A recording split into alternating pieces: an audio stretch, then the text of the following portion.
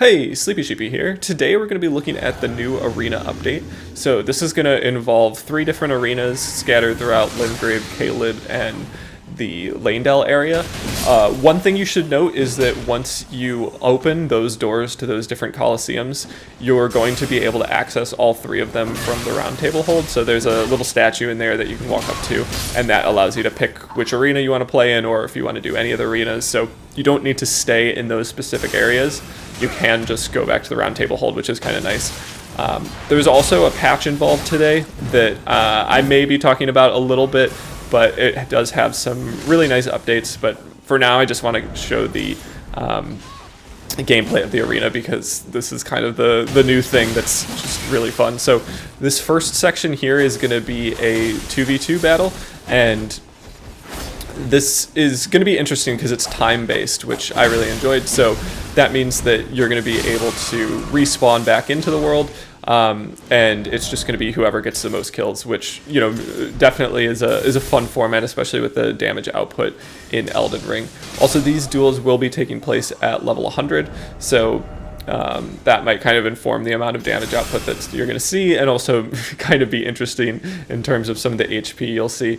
There's definitely a wide variety of skill levels at this early stage in kind of the PvP arena, so you'll definitely see some unoptimized builds. I mean, this 2v2 involved somebody using 2 daggers, and then the other person had fist weapons predominantly, so fun builds to play against, no doubt, but not super PvP optimized. They're not really adjusting at all to the playstyle of their opponents, which is also fine. But as somebody who's been doing mostly invasions for, you know, the past 6 months, coming into an arena where things are kind of intentionally balanced was really refreshing and pretty fun. So I'm not sure how they're going to do a ranking system, but I'm very much looking forward to seeing that, just because I think you'll kind of get strong players who've been invading for a long time grouped together, and then newer players who need some more practice might, you know, kind of be playing with other new players, which is going to be nice for balancing for everybody, I think. So you can see here that just like the 2v1, this was pretty unbalanced, but still extremely fun.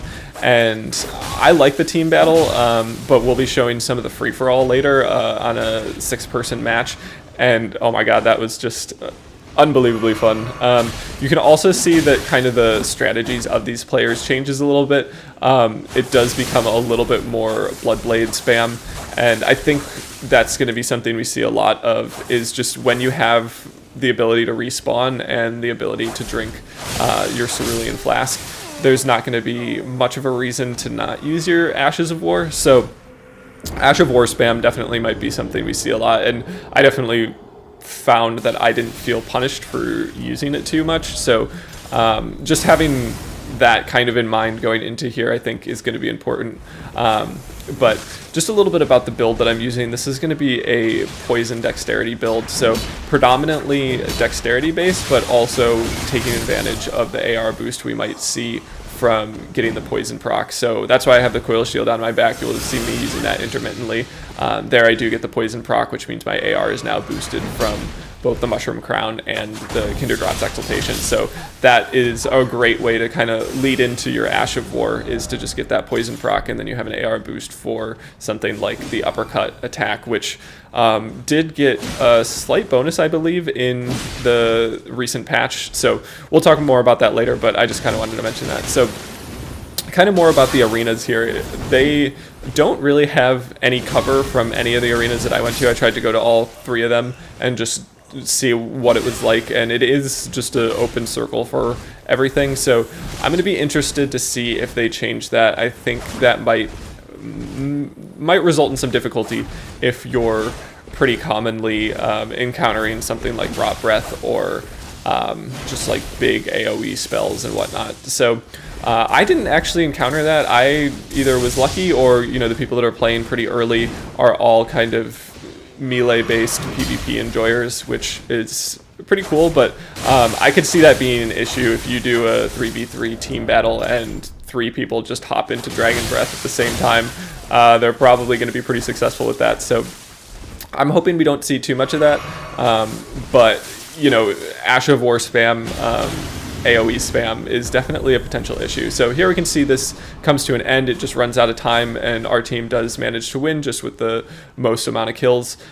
So that was definitely fun. Next up we have a duel, and this kind of, I didn't really do too many duels in general, but this one I just included because it shows kind of the variety of skill levels we're going to get. So this person gets hit with Viper Bite, that does close to 400 HP, and that's pretty much all the health they have. So yeah, just we do definitely need a ranking system. It's not probably the best to put people who've been invading for the past 6 months against people that are new to the game and have 400 HP. It's just not going to be fun for either side probably. But now we get to my favorite part of this whole trial kind of experience for me, which was the free-for-all arena. So this is going to be really interesting to see how these types of battles kind of shake out. But essentially you have the free-for-all type logic that comes into play that's different than most kind of PvP tactics in general. So I've always been a big fan of free-for-all just in any type of video game, and in this you kind of have to take on the considerations of who do you want to go for, who's going to be like the weakest link that you can get a quick kill from. And you can also see earlier when I did get my first kill, I got my HP back. So you know, being aware of your surroundings and taking a look to see, you know, who's close to death, or who do you know, like, is pretty engaged in something. Can you grab a quick backstab on somebody? I think that's just going to be really interesting in terms of this format, and just a lot of fun to play with. So, you know, I got hit early on by a Barbaric Roar heavy attack from a halberd, so that gave me, you know, some indication that player is probably pretty good. They know what they're doing. That type of setup is strong and not something you often see from just like general phantoms or you know, a host. So that person probably knows what they're doing. So I tried to vary up the people that I was attacking, not just stay in the same place and attack the same person. I also just kind of weapon swapped a lot. I found that to be a helpful way to just kind of, you know, take advantage of different situations.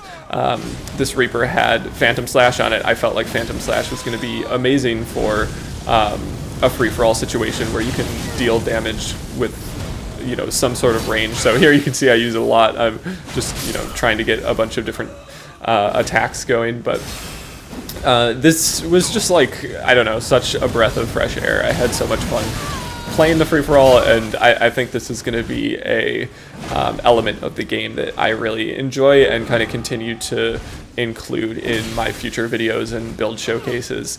I will continue to do invasions, but I don't know, for a little while I might be a little bit distracted by this because it is just such a good time. So, you know, just having these moments where you can come in, swing your sword, and potentially like kill 2 or 3 people at the same time is a lot of fun. I also just felt like there was so much going on. It was actually kind of hard to keep track of all the different things that I normally would. So I didn't always use my mixed physic, which I was able to. I probably could have used more for like freezing pots. But it's just kind of like non-stop action where you really need to, you know, you can focus on one person for a certain amount of time. Like here, I wasn't sure about how my ability to guard break was going to be with this person. They did go for a jumping attack, which I was able to get a backstab on, which was nice. And then they were low health for so long.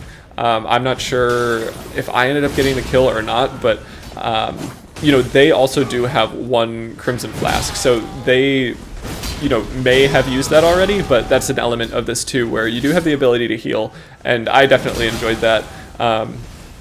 So here you can just see like how long they're surviving on such low health. Somebody goes in for Bloodhound Fang, and I kind of switch targets and go for the backstab there, and it ends up working out. It's just, it feels like so chaotic, but with none of the disadvantages that come with the kind of like invasion sequences. So, you know, I switched it up to Viper Bite, managed to get a kill with that. This person got me a couple times with their Giant Hunt combo with the Zweihander, which I definitely respected. Definitely a strong move there, and that's something I wanted to note as well, that the crouch poke did get a slight buff in patch 1.08, so that's something that's good to know. I didn't feel it was too strong. It was like there, it's a little bit faster now, but it's not like going to kind of be, I wouldn't say it was game breaking originally, but you're not gonna be like, wow, I'm landing every single crouch poke like you were prior to 1.07. So something to note there, but really I just had so much fun with this. That's kind of all I've got to say. I'm going to be doing a lot more arenas and incorporating them into my showcase. But yeah, we can kind of see this one play out. I did manage to win the free-for-all, which was definitely nice. But yeah, I hope you have a good one, and I'll have more content coming soon.